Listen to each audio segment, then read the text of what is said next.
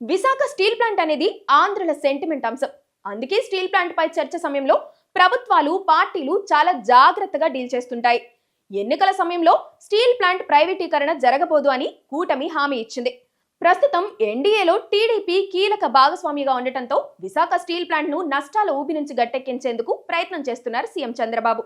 ఉక్కు ఫ్యాక్టరీని ప్రైవేటీకరణ చేయబోమని కేంద్రంతోనూ ప్రకటన చేయించారు.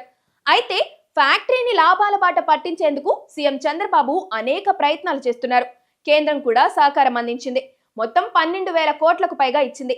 అయినప్పటికీ స్టీల్ ప్లాంట్ రాత మారడం లేదు. ఎందుకంటే కొంతమంది ఉద్యోగులే కారణంగా తెలుస్తుంది.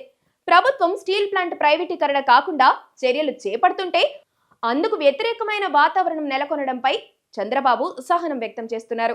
విశాఖ హక్కు ఆంధ్రుల హక్కు నిజమే, కానీ ఇలా ఉద్యోగులు పనిచేయకుండా ప్లాంట్ ని లాభాల్లోకి తీసుకురాకుండా ఉంటే ఎలా ప్రశ్నిస్తారు? ఇంకేముంది, సోషల్ మీడియా రెచ్చిపోయింది. ప్రైవేటీకరణకు అడుగులు అంటూ ఆగమనం చేశారు. ప్రైవేట్ స్టీల్ ప్లాంట్ ను లాభాల బాట పడుతుంటే ప్రభుత్వ సహకారం అందుతున్నా విశాఖ ప్లాంట్ ఎందుకు నష్టాలను చవిచూస్తుందన్నది కాస్త ఆలోచిస్తే ఎవరికైనా సమాధానం ఇట్లే దొరికిపోతుంది. స్టీల్ ప్లాంట్ ఉద్యోగుల్లో పనిచేసే వాళ్ళు 30% మించి ఉండరు. ఆ పని చేసేది కూడా కాంట్రాక్ట్ ఉద్యోగులే. పర్మనెంట్ ఉద్యోగులు పని చేయకుండా జీతాలు తీసుకునే వాళ్ళు ఎక్కువ.